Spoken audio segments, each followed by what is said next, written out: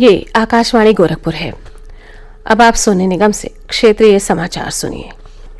मुख्यमंत्री योगी आदित्यनाथ ने कहा कि प्रदेश सरकार की विकासपरक नीतियों के कारण उत्तर प्रदेश पिछले 4 वर्षों में देश की सबसे बड़ी अर्थव्यवस्था के रूप में उभरा है।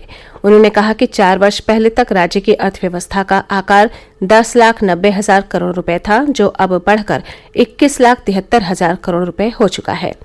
विधानसभा में आज बजट पर चर्चा पर अपने संबोधन में मुख्यमंत्री ने कहा कि प्रदेश में निवेश को आकर्षित करने के लिए सरकार ने कई कदम उठाए हैं। उन्होंने कहा कि उत्तर प्रदेश अब व्यापार सुगमता सूचकांक में दूसरे स्थान पर है, जबकि वर्ष 2015-16 में ये 14वें स्थान पर था।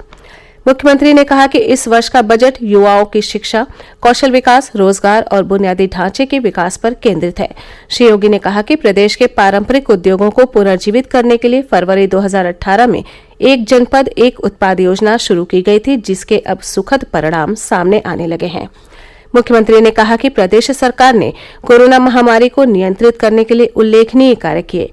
उन्होंने कहा कि अब राज्य में कोविड टीकाकरण का कार्य तेज गति से जारी है।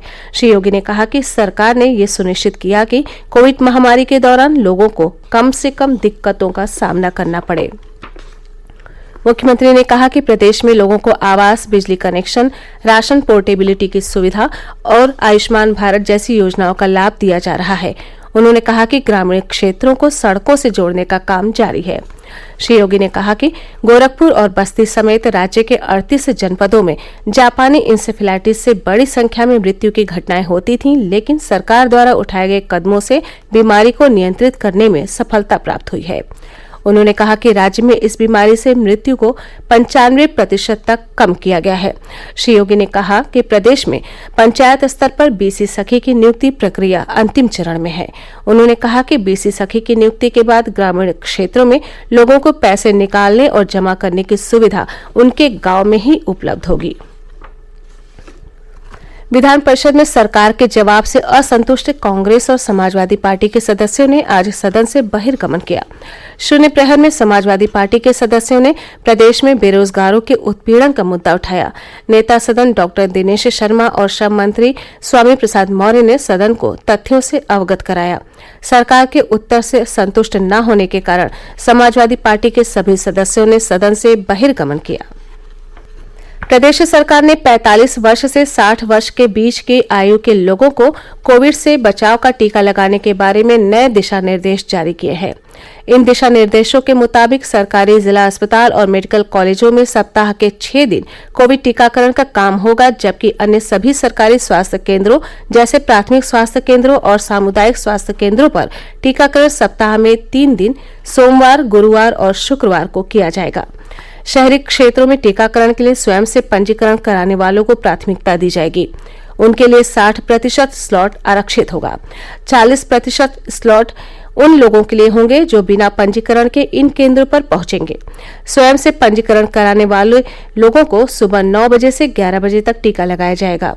इसके बाद पहले आओ पहले पाओ के आधार पर अन्य लोगों का टीकाकरण 11 बजे से शाम 5 बजे तक किया जाएगा। ग्रामीण क्षेत्रों में 50% स्लॉट पंजीकरण कराने वालों और 50% स्लॉट सीधे स्वास्थ्य केंद्र पर पहुंचने वालों के लिए आरक्षित रहेगा।